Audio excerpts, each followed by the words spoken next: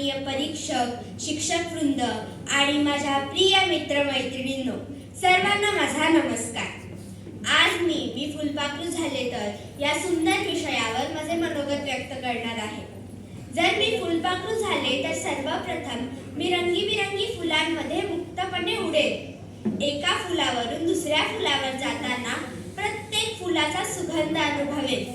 उंच आकाशात विहार करताना मला स्वातंत्र्याचा खरा आनंद मिळेल. पण मी फक्त स्वतःसाठी उडणार नाही, मी प्रत्येकाला एक सुंदर संदेश देईन. जसे फुलपाखरू फुलाच्या पराग एका फुलावरून दुसऱ्या फुलावर जाताना निसर्गाला मदत करते, तसेच मी प्रेम, मैत्री व आशा यांचा संदेश सर्वत्र पोहोचवेन. मी त्या मुलांकडे जाईन जे दुःखी आहेत, त्यांना हसवे.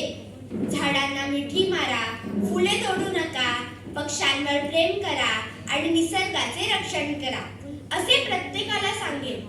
कारण निसर्ग सुंदर राहिला तर आपले जीवनही सुंदर होईल. फुलपाखराचे आयुष्य जरी छोटे असले तरी ते प्रत्येक क्षण रंगांनी भरून जगते. त्यांच्याकडून मला एक गोष्ट शिकायला मिळते. जीवन किती मोठे आहे याच्यापेक्षा ते किती सुंदर जगलो हे अधिक महत्त्वाचे.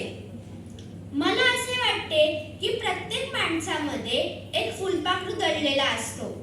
आपल्या चांगल्या विचारांनी, चांगल्या वागणुकीने आणि प्रेमळ स्वभावाने आपणही इतरांच्या जीवनात आनंदाचे रंग भरू शकतो. म्हणूनच जर मी फुलपाखरू झाले तर मी फक्त आकाशात उडणार नाही, मी प्रत्येकाच्या चेहऱ्यावर हास्य फुलवेन, निसर्गाचे रक्षण करेन आणि प्रेम, मैत्री व आनंद याचा रंग संपूर्ण जगभर पसरवेन. शेवटी मी एवढेच म्हणेन, फुलासारखे हसत राहू, फुलपाखरासारखी उंच भरारी घेऊ, आनंदाचे रंग जगभर पसरवू आणि सुंदर भारत ठेवू.